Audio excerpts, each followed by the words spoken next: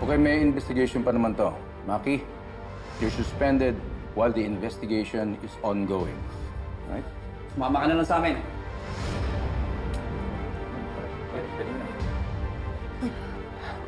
Bro, alam ko inosente ka. Maayos to. Yeah. Ang hirap talaga humanap ng taong mapagkakatiwalaan.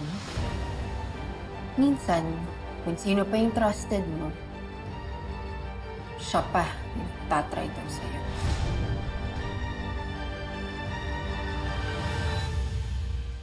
Dad, sana hindi mo muna sinuspende si Maki. He's not just an employer here. He's a friend. Gina, what am I going to do? Here, nahanapan siya, nakitaan siya ng mga fake tickets sa loob ng kanyang backpack. What am I going to do? Like he said, pwedeng may naglagay doon ng tickets to cover up their tracks. But I'm telling you, Dad, walang rason si Maki na gawin yun kahit nagipit siya. Stop defending him, Gina. If there's one thing I've learned earlier, is huwag magtitiwala ka agad. Alam mo, may mga ibang tao, nabibili sila. And some people will betray you, even a friend. Dad, I understand where you're coming from. You've been betrayed by your friend. Pero iba-iba naman ang tao. Huwag mo ikumpara si Maki sa June na nag-trador sa'yo. It doesn't matter.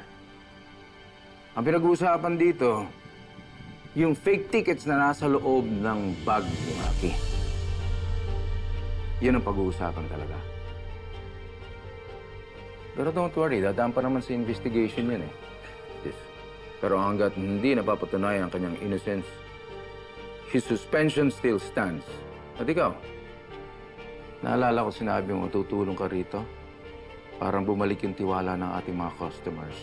Nasira ang reputation natin. Sana magawa mo yan.